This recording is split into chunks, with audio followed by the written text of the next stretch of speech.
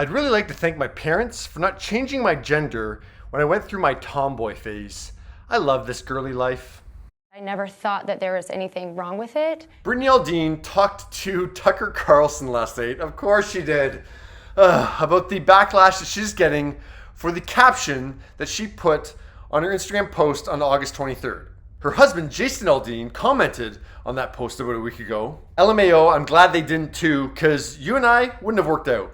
Well, now Jason's PR firm is saying, yeah, this isn't working out. Yeah, so they dropped him as a client yesterday. In a statement, the Green Room says, we aren't the best people for the gig anymore. So while he might not have a publicist right now, someone told Brittany to get on Fox News and start spinning this in some kind of direction. Just keep on saying kids and protecting children. Just go. And us as parents, us as a society, regardless of political status, should be able to sit back, speak our minds about it, and fight for these children. Because as you know, you've seen the lines outside these clinics with parents going in droves to take their kids who are 10 years old, 5 years old, 3 years old to have their gender reassigned. Thank goodness for Brittany shining a light on this. I'm advocating for children. I think that children should not be allowed to make these life-changing decisions at such a young age. And they're not.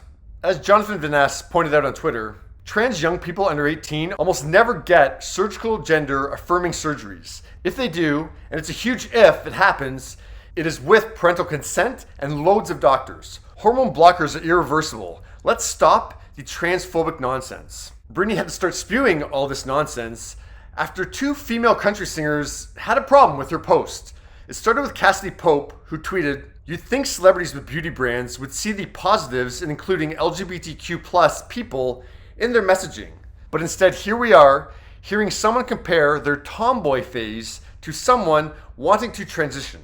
Real nice." Maren Morris added on, "It's so easy to not be a scumbag human. Sell your clip-ins and zip it, Insurrection Barbie." And she wrote on Instagram, I'm glad she didn't become a boy either, because we really don't need another a-hole dude in the world. Sucks when Karens try to hide their homophobia, transphobia behind their protectiveness of the children. Weren't they putting their kids in Biden is a pedo shirts on social media?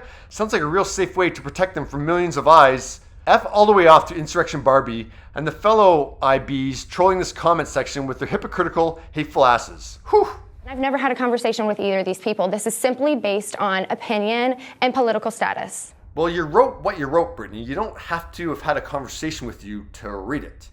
And I love how conservatives keep on making gender and sexuality political. These are political movements. I'm gay. That's not political. That's how God made me. It's not a political movement. And Brittany, transgender people don't go get sex changes because they're going through a tomboy phase and their parents don't drag them there or whatever the heck you think is going on. But yeah, it goes a little bit deeper than that. But go stand outside one of those non-existent clinics where children are being mutilated, apparently. But yeah, guys, what are your thoughts?